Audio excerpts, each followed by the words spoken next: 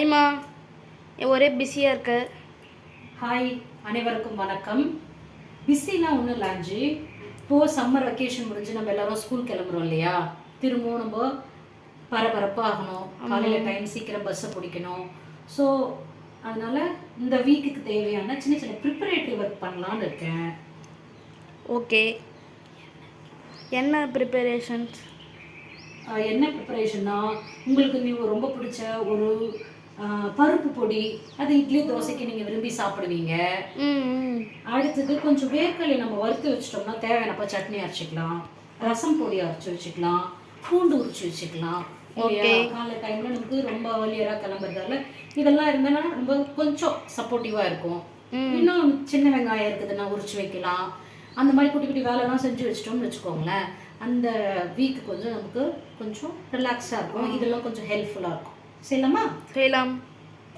Okay, இப்போ நமக்கு first பருப்பு பொடி பண்ணுறதுக்கு என்னென்னு பார்த்துக்கலாம். 1 கப் வந்து துவரம் பருப்பு எடுத்திருக்கேன், 1 கப் வந்து கடலைப்பருப்பு எடுத்திருக்கேன், 1 கப் வந்து நான் பாசி பருப்பு இல்லை, அதனால் அந்த தோலோடு இருக்கிற பச்சை பயிர் எடுத்திருக்கேன், ஒரு 3/4 கப்பு வந்து வறுக்கடலை எடுத்திருக்கேன், இன்னும் ஒரு 1/2 கப்பு நம்ம வந்து உளுத்தம்பருப்பு போட போகிறோம். அதோடு சேர்ந்து ஸ்பைசஸ் வந்து காஞ்ச மிளகாய், பூண்டு, அதுக்கப்புறம் 2 கொத்து கருவேப்பிலை, நம்ம அதை ட்ரை ரோஸ்ட் பண்ணிக்கலாம்.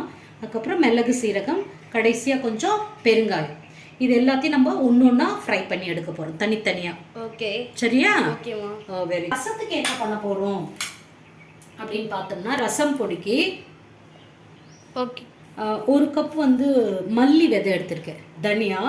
அடுத்தது 2 டேபிள் ஸ்பூன் வந்து மிளகு, 2 டேபிள் ஸ்பூன் வந்து சீரகம், 1 டேபிள் ஸ்பூன் வந்து துவரம் பருப்பு, காஞ்ச மிளகாய். சரி, காஞ்ச மிளகாய் எவ்வளோ எடுக்கணும்? அது ஒரு 10 நம்பர் எடுத்துக்கலாம். அதுக்கப்புறம் நம்ம மஞ்சள் துண்டு இருந்தால் வச்சு அரைக்கலாம். நான் பொடி போட போகிறதால நான் அதிலே சேர்த்துப்பேன். அடிஷ்னலாக வந்து நம்ம கருவேப்பிலை போட்டு வறுத்து அரைச்சிக்க போகிறோம். 2த்துலேயும் கருவேப்பிலை போட்டுக்கணும், அவ்வளோதான். ஓகேவா? Okay, very good. இப்போ ஸ்டார்ட் பண்ணிடலாம். பருப்பு பொடியெலாம் ரெடி பண்ணிட்டியாம்மா? பொடி இன்னும் ரெடி பண்ணலப்பா, பட் எல்லா பருப்பு வகைகள் எல்லாத்தையும் நான் அரைச்சி கம்ப்ளீட்டாக ஆற வச்சுட்டேன். இங்கே ரசம் பொடியும் அந்த இன்க்ரீடியன்ட்ஸ் எல்லாத்தையும் வந்து ஆற வச்சுட்டேன். அப்புறம் நம்ம வேர்க்கடலை ஒன்று சட்னிக்கு தேவையான வேர்க்கடலையும் வந்து ஆற வச்சுட்டேன். இப்போ இவங்க எல்லாத்தையும் மிக்சியில் போட்டு அரைச்சி பேக் பண்ண வேண்டியது தான். ஓகேவா? ஓகே, முடிஞ்சிச்சம்மா. பொடியெல்லாம் அரைச்சிட்டிங்களா? பொடி அரைச்சிட்டேன்ப்பா, பட் அது கொஞ்சம் கூல் ஆனதுக்கப்புறம் நம்ம க்ளோஸ் பண்ணி வைக்கலாம். ஓகே ஓகே, இப்போ நமக்கு இந்த வீக்குக்கான பருப்பு பொடி ரெடி.